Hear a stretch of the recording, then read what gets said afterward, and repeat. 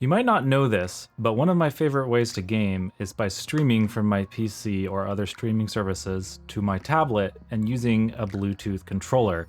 These are all Bluetooth controllers that have come out recently and sort of revolutionized the phone and tablet gaming game. Previously, it was a lot more hacky, or they didn't extend big enough to fit a tablet. But today we have what might be my favorite one yet with the Abxylute, whatever you want to call it, S8 Bluetooth controller. This works with tablets, phones, PC, etc., as well as actually the Nintendo Switch 2, and we're going to take a look at that as well today. So let's go ahead and dive right in. So my main use case for this controller is to use it with a tablet. Today I have my beautiful Red Magic Astra Snapdragon 8 Elite OLED tablet here, and we're going to pair that up with the S8 and give it a review. This controller is particularly good for this tablet because it has an offset USB port and doesn't work well with hardwired controllers. So we'll go ahead and turn this on and take a look. So this provides a pretty good grip for a tablet, and it's smaller than the GameSir G8 Plus, but larger than the X5S. So it kind of occupies a nice middle ground. So let's go ahead and take a look at it real quick, and then we'll test out the inputs.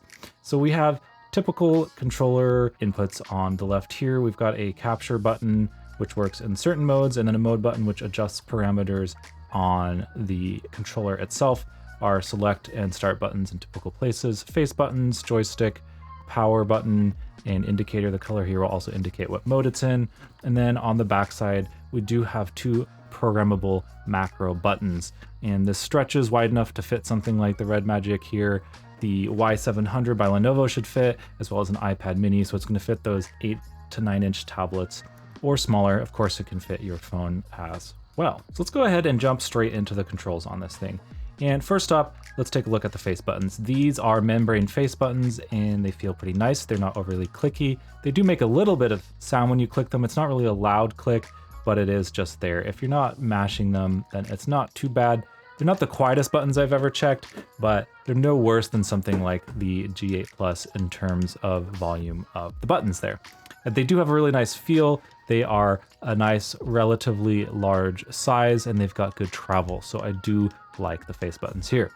The D-pad might be actually one of the weaker points of this. It is a clicky D-pad. I don't really love the clicky sound, and it is very sensitive. So if we hold it down and roll, you're immediately going to hit those diagonals. So if you're playing a precise platformer game, this D-pad might not be it, because it's pretty easy to accidentally hit a diagonal. For modern games and streaming, I don't think it really matters because you're just tapping it to access menus and things, but I don't know that I would recommend this as a retro gaming controller. Joysticks are both full size, and let's get a close-up there of that, which is really nice to see. They feel really good in the thumb and have a nice full smooth range of motion on there. So let's actually go ahead and bring that up, take a look at that. And yes, we do get a nice smooth range, no cardinal snapping. It is very easy to hit all of the areas on the joystick without any issue at all. And yeah, those are really nice joysticks, really nice face buttons, passable D-pad.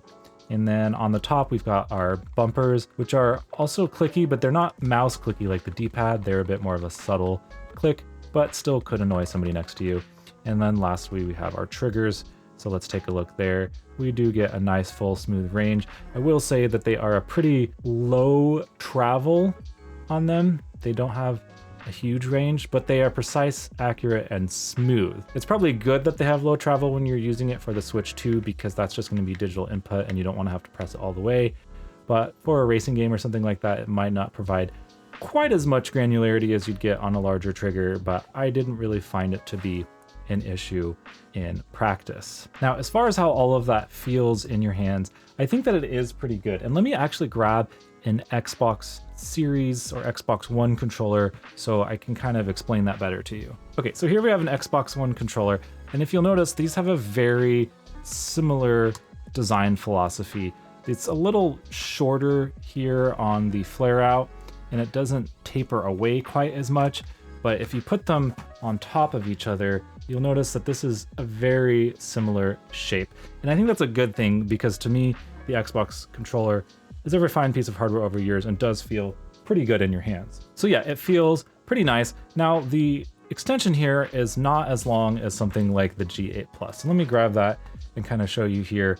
This doesn't look that much bigger, but it is a longer, chunkier, maybe kind of taller. Like if we put them side by side, the G8 extends a little lower. It's hard to demonstrate, but the G8 is a bit bigger than the S8, although relatively similar, but I don't know, something just feels a little different between the two. The G8 Plus for me is pretty good for phones, but for tablets, I found it a bit unwieldy and heavy.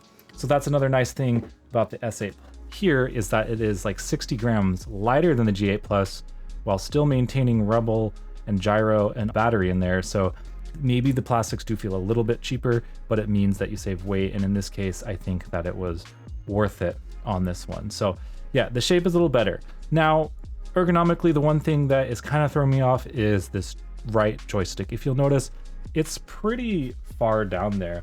In fact, we can even compare it to another Abxylute controller, the S9. And you see this difference between the distance between the A and the joystick there is much smaller. It falls at a more natural spot on your thumb, whereas here my thumb is kind of up there. So I'm either using kind of like the arch of my thumb, or I need to kind of adjust my grip down a little bit to reach this. Now it's a pretty short controller, so I can do that without doing any kind of extensive reach, but it's still a little lower than I'd like, and kind of one of the main knocks I have against the ergonomics on this controller. That being said, I do find it easier to hold a tablet than with the G8 Plus. And then another recent acquisition, which I don't plan on doing a video, is this X5S, which also expands to fit the tablet. However, it is much smaller. And in fact, it even includes its own carrying case. And as you can see, it's a much lesser profile, but we also have these very tiny stick tops. They're pretty full range of motion, but very tiny tops. And they're actually smaller than Switch, so even Switch toppers don't fit well. You know, buttons are similar here, and then triggers are kind of in the same range of motion as the S8. Great compact option, but it doesn't provide enough leverage for the tablet, so I did find my hand feeling fatigued. So again, back to the S8 here, it is just a good middle ground. It's not so big and it is not so small that I don't have grip. So I actually think it's pretty good. I just wish that this thumbstick was a little higher. In practice, it's been okay. I've played up to 2 hours of streaming on this with the joystick here on a first-person shooter, and it was still fine. Maybe a little bit of cramping towards the end, but overall, I can't really complain a whole lot about it. So let's dive a little bit more into some of the other features of the controller. So if you hold down the mode button and you press up and down, we can adjust the vibration intensity. You can't hear that now, but I can feel it vibrating more and less. Now, Abxylute does provide their own launcher. I personally don't really use it. It's not my favorite. You can add your games up here, but then it's really heavily integrated into like Xbox Cloud suggestions and stuff down here, which isn't necessarily what I want to see. But it does provide a fairly clean launcher if you don't have another launcher option. What's more interesting is that we have the controller menu here up on top, and we do have to connect to a second Bluetooth device that handles the configuration. So let's go ahead and do that. Now we can hop back into the launcher here, and now we should be able to do controllers. And we can do a lot of interesting things, like we can map our macro buttons to various buttons on the controller. We've got our motion settings here for our gyro to joystick, which I'll demonstrate in just a second. We can choose the yaw axis or rotation axis for the left and right, so that's kind of nice. You can have it always on or triggered by a button, sensitivity, dead zone, that kind of stuff. And then we can also choose dead zones for our sticks and our triggers and set that all in here. So it is handy to have that all baked into this application to control the controller. And we also have a stick sensitivity control where you can change the curve of the input mapping on the stick. Let me go ahead and show off the gyro. So what's kind of neat is we can hold down the mode button and the joystick, it'll vibrate, and now we have gyro active. You can see here we've got left, we've got right, we've got up, and we've got down, and then we can hold the mode and stick again, it'll vibrate, flash, and now the gyro is off. We can do the same thing with the left stick if you wanted to use it for like a driving game or something like that. So kind of handy that we can play Android and streaming games that don't support gyro by default and have that option on there. Now, of course, there's one thing that does support gyro natively, and that's the Switch 2. So let's go ahead and switch over, pun sort of intended, and talk about that. Okay, just to go into Nintendo Switch mode, I'm gonna hold down the Y button while I turn it on, and we're gonna see a pink light here. And we'll put this in here. And since I've already paired this previously, there we go. We are connected to our Switch 2. And while it might look a little bit funky, this is probably a more ergonomic way to use your Switch 2 than the built-in Joy-Cons. I've been searching, and in fact, I've got videos on my channel you can check out where I talk about all of the different grip case options to try to enhance the ergonomics. But it might be that a controller like this is just going to be a better and more effective option at giving you an ergonomic experience. Definitely got more grip to hold on to the Switch. I don't have any concerns about it falling out. It's nice and snug. And then as far as the pins for the Joy-Con connector, some people are concerned about those getting touched, but I don't really think that the rubber kind of touches it at first, but then once you seat it all the way, the rubber is diagonal, so it's not putting any pressure on those pins. I don't have any concerns about it, but you know, maybe a 3D printed plastic brace or something like that could be used to keep it, you know, from touching that pins if you are concerned about it. I digress. Here we are with the Switch. Everything is working. Let's boot up something with Gyro just so you can see that working and how that all natively is okay. One bummer though, the buttons are going to be wrong for the Switch. They do not pop out and move, so your A is your B and your B is your A, etc. So if you're staring at the buttons while you play, that could throw you off. So if that's a deal breaker, then yeah. All right, so here I am in Apex Legends in the firing range training mode. Let's go ahead and just go pick up a weapon so we can show this off. As you can see, all the controls are working. I do have vibration. It is not the so-called HD haptics that the Switch has natively, but it is functional. And as you can see, I have aiming here with built-in gyro on this game, and that is coming from the controller and not the tablet. So yeah, it is nice to still retain that. You know, we lose something like Amiibo if that's important to you, but we do get gyro aiming still built into the device, which is pretty cool to see on this third-party controller. So yeah, this is a good contender for the Switch 2 and can be used, you know, it doesn't even have to be like this. You could prop up your Switch on the kickstand and just use it as a controller. And as you can see, gyro is still working. It's not coming from the tablet. It is in fact coming from our controller here. So it could also be used as an alternative to like the Pro controller. I mean, the Pro controller 2 is awesome. I wouldn't necessarily use this over that, but if you've got a friend over and need a second controller, it could fulfill that for you. So yes, it is a pretty good option for the Switch 2 and more ergonomic than the Joy-Cons for sure. Okay, so back on the general controller and Android, one thing I did to help with the fact that that joystick is low down as I use these Xbox toppers and put them over here, which gives it a little bit more grip. So now I can use the edge of my thumb to hit that there, and it's a little less annoying. I kind of just touch the tip, the edge of that, and I can use the joystick from a different position. It feels a bit more ergonomic. I can also put my grip down a little bit like that and use it. And so yeah, like I said, I haven't really had issues using this joystick, even though it is placed a little bit low. So let's go ahead and do a quick size comparison here. I know I brought them out a few times during the video, but here are some of my top Bluetooth controller picks. So you can see here, S8 middle of the pack, it is pretty similar to the G8 Plus in size. It just feels smaller and it feels lighter. It's definitely lighter, but I guess it's not technically smaller than the G8 Plus. And then the X5S here, this is a super great phone or compact option, but it's a little wonky with tablets. And then the one other thing that I did want to show, again, is the Abxylute S9 here, which is their first attempt at a controller. It's more flat and wide, and I don't mind it, but it was never my favorite controller ever.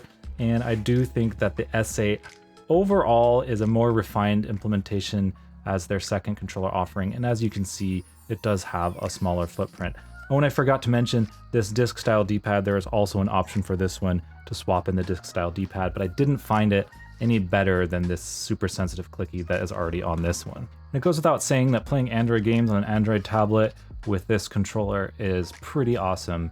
I mean, with this 8 Elite tablet, I can play all of the latest games, and this controller allows me to do so without any problems. It is probably one of the best Bluetooth options. It's not the highest quality materials, it's not the most refined. The G8 Plus probably wins there, but the G8 Plus is also heavier and ergonomically, for me at least, a little bit worse on a tablet. So I do appreciate the overall size and distribution on this controller for tablets. And yeah, it's pretty good. I did pay for this for my own money. Abxylute did offer to send me one, but I declined this time since I had already pre-ordered this one. And yeah, they don't have any input on this video.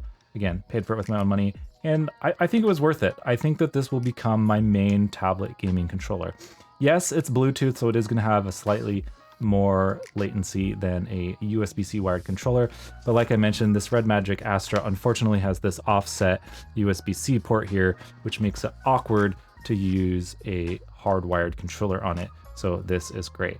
And then of course the Nintendo Switch, yeah, this is one of the only options right now for the Nintendo Switch to have a third-party controller on it. We don't really have third-party Joy-Cons yet for the Switch 2, so if you want something that holds the Switch 2 up with your hands and feels a little bit more ergonomic than the Switch 2, this is also a solid option for that. So yeah, overall, I think this is a good controller. I think it's worth the money. You know, there's a couple little things like the overly sensitive D-pad and the right joystick being a bit low, and I think I can overcome those for most things. You know, I'm not using this for retro games, so the D-pad isn't a total deal breaker, and the stick topper has helped me with the right stick look. So yeah, I don't know, it's pretty good. I'd recommend buying it if you're looking for a Bluetooth stretchy controller for a tablet or a large phone. Then this is definitely going to fit the bill. And if you hate the ergonomics of the Switch 2 Joy-Cons, again, this is going to fit the bill in providing a bit more support to the weight and size of the Switch 2. And that's really all I have to say about this controller. I don't want to spend forever today talking about it. So yeah, that's it.